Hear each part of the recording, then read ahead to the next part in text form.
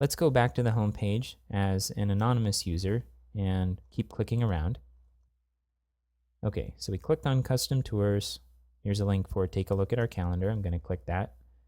When we get to the calendar page, that looks good. We'll come back here later. I'm going to click back in the browser, and I'm going to click our price guide. Okay, so we get our custom 404 error page here. So this means that our price guide doesn't exist either.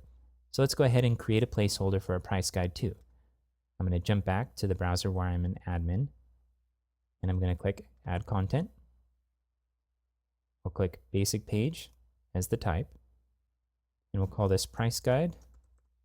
Again, we'll leave the body blank. And for menu settings, let's go ahead and see if there's an item in the menu in our mockup. And it looks like there is, just to the right of Custom Tours. So let's add a menu link, and we'll call it Prices since that's what it shows in the mockup here. We'll leave the description empty. The parent item is good, and let's set a weight to just a little bit heavier than we just set the Custom Tours link. So I'll choose 17, and then I'll click Save. Okay, now we have Custom Tours and Prices, and we have our Price Guide placeholder page. Let's go ahead and go back to the home page as an anonymous user. I'm going to click Home.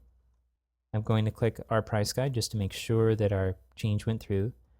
So we're still getting a page not found error. What's going on here? Well, we're linking to the URL prices, but we set our content to create an automatic alias, which naturally would be different than just this prices. So let's go ahead and go back and change our alias and see if that fixes the problem. I'm going to go back to the prices page in the administration browser and click Edit. I'm going to scroll down. Let's go ahead and open up the URL path settings and uncheck automatic alias. And let's set the new alias here to prices. Now you may have noticed that for the past couple of pieces of content that we've added, we've skipped a lot of these settings here. And the problem with doing this is that sometimes we'll miss a setting that's actually pretty important, and it might take a while for us to backtrack and figure out what the problem is later on. However, if we look at all of the settings that are available to us for the piece of content as we create it, it should remind us of various things that we need to do for the piece of content as we edit it. So let's go ahead and go through the settings now, just as if we were creating this as a new piece of content, and see if there's anything else that we need to modify. I'm going to click back on menu settings. Okay, we already went through these. I'll click on revision information.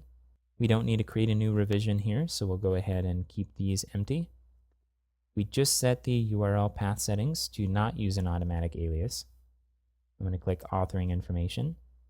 We don't need to manipulate the authored by or what date the content was created on. And then publishing options. So this is set to published, which is good. We want it to be published.